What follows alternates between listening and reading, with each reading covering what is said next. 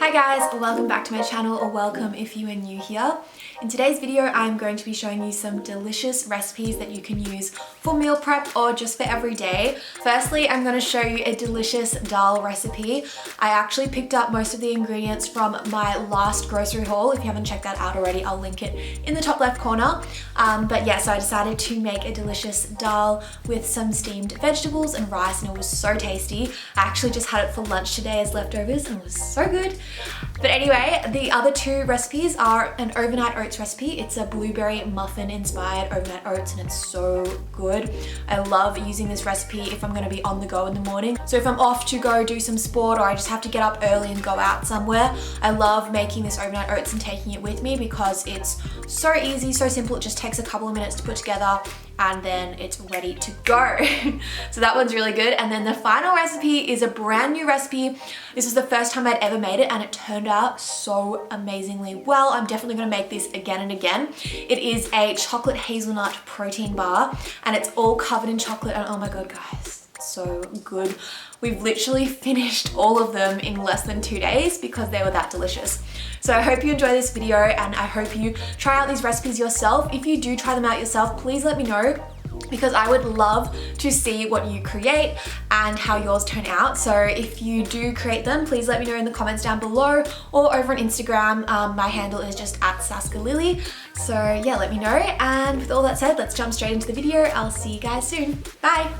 So first up is this delicious yellow dal, and I've served it with some broccoli and black rice. So first up, you want to cook the black rice. I rinsed it in some water a few times round to get some of that starch off, and then into a pot with about a cup of water.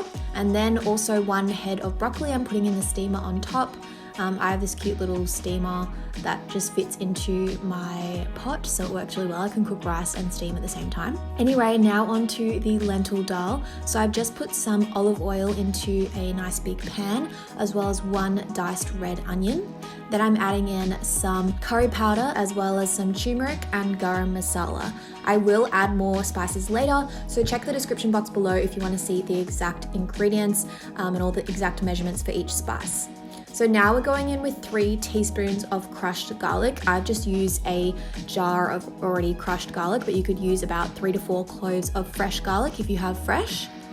Then you want to saute that down for a couple of minutes before adding in some cherry tomatoes.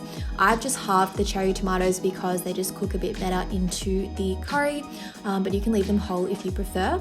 Now I'm adding in 1 cup of red lentils, and I have just rinsed them lightly with some water. And then I've gone in with 3 cups of water, as well as 1 teaspoon of vegetable stock powder. This just adds a bit more saltiness to it and a bit more flavor. And then as you see here, I'm adding in some more garam masala, some more turmeric, and a little bit of paprika for a bit of spicy flavor. So after about 5 to 10 minutes, your rice should be getting to be almost done. The rice actually cooks surprisingly fast. I thought it was going to take longer, like brown rice, but it was actually really fast. So just check on it and kind of fluff it up with a fork to kind of make it a bit fluffier and nicer. And then after about 15 to 20 minutes, your dal should be ready and it will look a bit like this. So most of the water will have been soaked up into the lentils, but there will be a slight kind of sauciness to it still.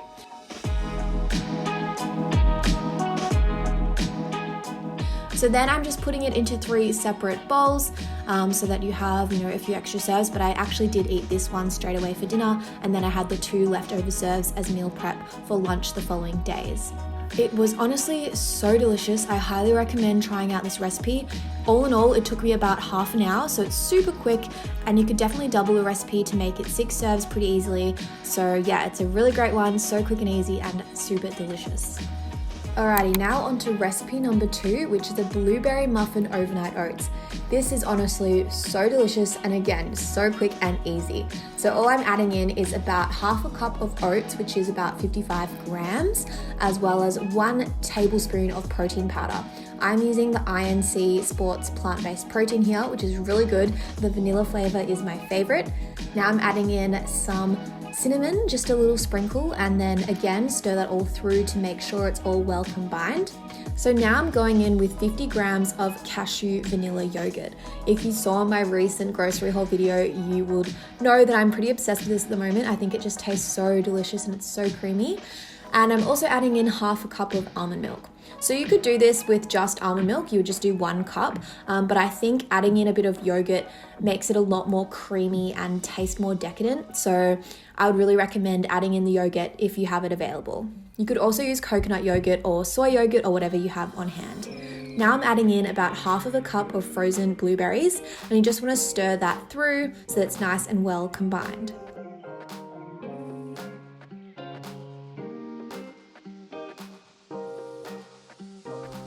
Now to top this off, I'm adding in some almond butter. You could add in whatever type of nut butter you have, but I just think the almond butter really goes well with the cinnamon and the blueberries and the vanilla. So I would recommend almond butter if you have it available. And to top it off, just a little bit more of that cinnamon. Now I put that in the fridge for about 8 to 12 hours overnight. And then this is what it looks like when you open it in the morning. And I'm just adding in about a third of a banana here, just for that added deliciousness. And that's it. It's so simple and so tasty. I actually really want to have this tomorrow morning again because it was just so good. The blueberry muffin flavor really shines through, especially with the INC plant protein. And look at this texture. It's kind of like a bircher muesli consistency. It's just really delicious, and I highly recommend giving it a go if you haven't made overnight oats like this before. It's just so good, and it's a nice switch up from warm oats, which I have most days, so it's just a nice change. And yeah, highly recommend this one. And now onto the final recipe, we have these delicious chocolate hazelnut protein bars. These are so yummy, and here is this special ingredient that they have in them, cannellini bean. This is very unexpected, and to be honest, I was experimenting. I didn't know if it was going to turn out well, but wow, it did turn out amazingly well, and it's really high in protein and delicious. So all the exact ingredients are in the description box below. It's only 6 ingredients for this whole recipe. So quick and easy. You just blend it all up in the food processor. Now we need to mold it into a bar shape. So I am just using a square tin that I have, but you could roll it out with a rolling pin between 2 pieces of baking paper, which is the method I did in my previous protein bar recipe. If you want to check that recipe out, I'll put a link in the description box below. But as you can see in this recipe, I'm using cannellini beans, and that is to substitute oats and dates that I used in my previous recipe. So it's kind of similar to my previous recipe, but kind of completely different at the same time. So here I've just put that all into the square tin, and I'm pressing that down. You can use a spatula or your hands, but you just want to get it nice and even and flat. Then I put that into the fridge for about an hour, because I actually couldn't decide whether I wanted to bake the protein bars or have them as raw protein bars. So I decided to actually try both to test which one tastes better and which one works better. And the results were that they taste pretty much the same. I guess if you're someone who wants less effort, do the raw one because you don't have to bother cooking it. I mean, I think the cooked one tastes slightly better because it was just a slightly harder texture, whereas the raw ones were quite mushy in the middle. So I guess it just depends if you're someone that likes softer things or if you like slightly harder things. But I think they both tasted amazing. And yeah, I guess the raw version is just slightly quicker, but it's only 12 minutes in the oven, so it doesn't really make that much of a difference. But anyway, so I put half of them into the oven and half of them I left in the fridge. Now I'm just going to make the chocolate coating. So I've got 60 grams of Lindt dark chocolate here. I would recommend 80 grams though, because I didn't quite have enough chocolate to coat all of the bars on both sides. So if you want to coat them all on both sides, I'd recommend going for 80 grams. However, if you want to only coat them on one side, you could use as low as like maybe 40 grams, because I did half both sides and half one side. Anyway, besides the point, I'm just adding in some hazelnut oil here.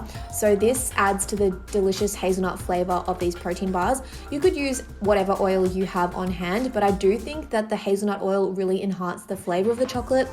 and it was really tasty. And then here I'm adding in about 20 grams of protein powder. So this just makes the chocolate sauce go a bit further because you're adding in some extra bulk to it. And also we're adding in extra protein powder so that these are more high protein. Each bar has around 10 grams of protein, which is pretty good for a homemade protein bar, to be honest. Like, it's quite difficult to get really high amounts of protein in when you're making it at home, because you also want it to taste good. And obviously I'm not using any artificial sweeteners, whereas, you know, in the protein bars you buy in the store, they have heaps of artificial sweeteners and that's how they taste so good. So anyway, that is it for the chocolate sauce. Now we just have to dip our bars into it. And again, as I said previously, you can either do it just one side or you can do both sides. I do think that dipping them in both sides definitely tastes better because you get this nice crunchy kind of outer layer. Whereas when it's only on the top, you only have that one bit of chocolate. So personally, when I make these again, I'll definitely be adding in a bit of extra chocolate so that I can coat all of them on both sides. As you see here, I did the first few just one side because I wasn't really sure how far the chocolate would go. But then as we get on to the other bars, I end up doing them on both sides. So now we're just gonna have a little montage moment and I'll see you guys in a minute.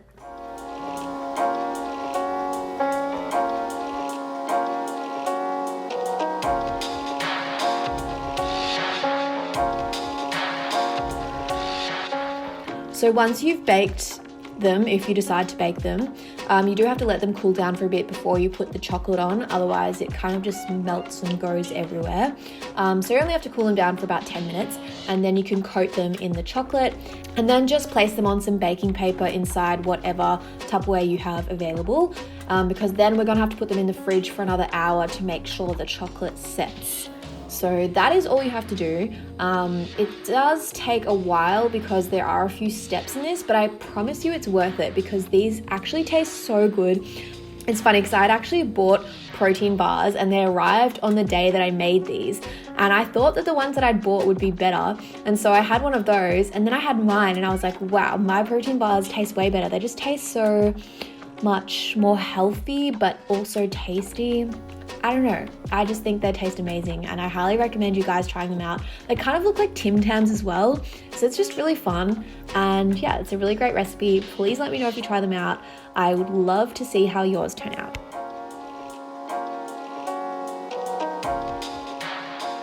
Hey guys, so I hope you enjoyed that video. If you did, please be sure to give it a thumbs up and let me know in the comments down below which one of these recipes you're the most excited to try out.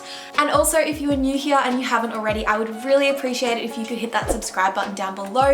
It really helps support my channel and I really appreciate every single one of you who have subscribed to me and who continue to watch my videos. Yeah, I hope you all have a great day and I'll see you in the next one. Bye!